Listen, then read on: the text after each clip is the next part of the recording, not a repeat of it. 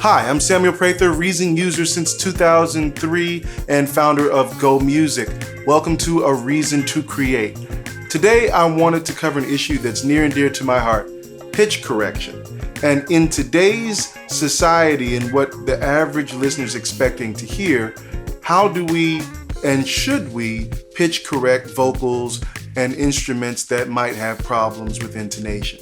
I saw a post that I'll leave anonymous because of the nature of it, but it basically said, I have a client that is asking not to auto-tune their vocals because they want it to sound natural, but they clearly need it based on what we recorded. What should I do? It's a kind of weird situation to be in because as an engineer, a lot of times you know a lot more about this than the average person walking into the studio does. There's a lot of things about Autotune that are not true in terms of the way people perceive it. The idea that any vocal that's touched by Autotune or Melodyne or just pitch correction in general is going to sound like Cher or T-Pain is just completely false. These are all relics of the past. These things have gotten much better over the years. In fact, the one that comes in the factory setup with Reason is pretty amazing in my opinion.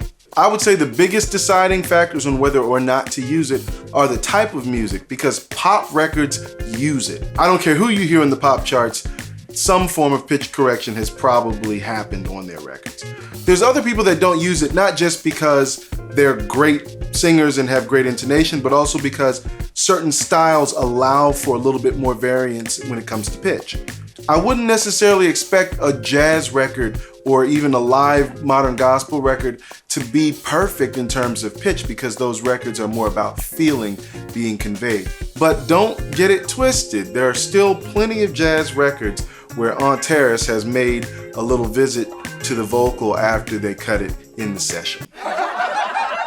Whether or not you can even detect pitch correction, in my opinion, is completely a product of how much you used it. Pitch correction definitely has the capability to completely squash all the humanity out of a vocal and just make you sound like a computer singing through a fan or something.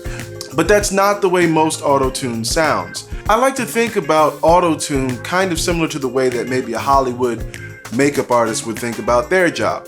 It's not to give someone a new face, it's just to enhance what's already there. Once you cross the line into kind of pushing a vocal or an instrumental performance into stuff that isn't really there, that's when you start running into the problems. Another reason why people have problems with Autotune is because they just don't know how to use it. So make sure that you understand whatever kind of pitch correction that you're using, they have some form of humanized function which makes the vocal sound as natural as it can, given the processing that's going on. Also, you should understand the speed. That's how fast the effect hits the vocal or instrumental performance. But I really think the biggest factor that makes Autotune sound bad is when it's being used by people who don't really even know what the notes should sound like. I try to make it a point to say in all of these videos that if you're not listening to music, then you don't have any idea what it's supposed to sound like. You have to listen to tons of music to even be able to use the tools correctly. Now, once you have the musical backing to understand what it sounds like when someone is out of tune, now you have to start thinking about the best way to fix it. This is the second reason why I think a lot of times people don't like the way Autotune sounds, because in an effort to fix it, they create something that sounds really weird and unintentional and kind of takes away from the natural performance. Sometimes vocalists will move through a pitch or come to a pitch on purpose, and it's very important to understand the difference between that and somebody who's just trying to nail a note flat on. When someone's singing a lead vocal, a lot of times that kind of fluctuation is cool because there's no one else to match with, and it really only becomes problematic when it's part of a background vocal. The only time when that really isn't an issue is when it's the same person doing all of the backing vocals and they know exactly where they kind of dipped and ducked, and then they can match themselves as they do the different parts. As far as what to tell the client, what I would tell the client is that most people haven't heard an untouched vocal in years unless they're listening to older music. pitch correction can sound natural. It can be almost undetectable in most cases. It's only really when things are pushed to the fringe that you hear it. I can't say that enough. It's really about making sure that it's not too fast on the attack or not humanized enough in terms of the way that it processes the sound. The main thing that you have to remember is that you are an artist and people hopefully trust you enough to take your advice on how to best create this art.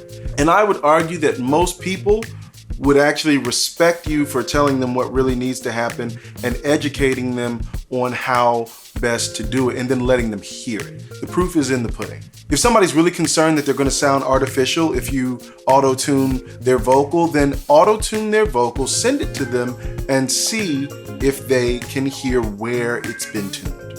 This solves two problems. One, you might have overshot in terms of the speed. It might be too harsh. So if they can hear the auto-tune, then you probably did something wrong and you should revisit. If they can't hear it, then you probably did a great job and we don't have a problem anymore. The other thing that I'll say about Autotune, because depending on the speed of your computer, plugins can be really taxing and slow a lot of things down, especially if you have a lot of instances of some kind of pitch correction in your track. What I would recommend if you have a slower computer is go and do the work of the pitch correction, bounce out that channel, and then bring it in so that the computer doesn't have to do all that heavy lifting every time it plays on every channel that you have one of these. So just to recap, make sure if you're going to be using Autotune that you know enough musically to know where it needs to happen and what notes were actually being intended before you go in and try to make it sound like something else. 2, make sure that you're not going too extreme with the effect. There's nothing wrong with re-recording a vocal if it's too far to be corrected in a natural way. And the last thing that you have to do is make sure that you educate if your client is not already up on all the newest and latest about these things. Don't be condescending, don't be a know-it-all, don't talk down to people, but definitely make sure you inform them of the basics of the way that these things work. Because remember, even though you've spent hundreds of hours watching YouTube videos, maybe you went to school for this, a lot of people have never set foot in a studio. So when they're talking about the sound that they want, it's not coming from a place of questioning the technology. It's just coming from a place of not understanding the way that this stuff works. Do you want me to do a full tutorial on how I use Autotune? Let me know down in the comments. Please hit the like and subscribe button, hit the bell so you know when I come out with new content. Also, I have a ton of music that's available for you to stream on any platform that you like, as well as purchase on my website. Also, we have merch there, so SamuelPratherShop.com. Hopefully you enjoyed what I covered today and some of it can be of use to you in your recordings. I'm Samuel Prather. I hope I gave you a reason to create.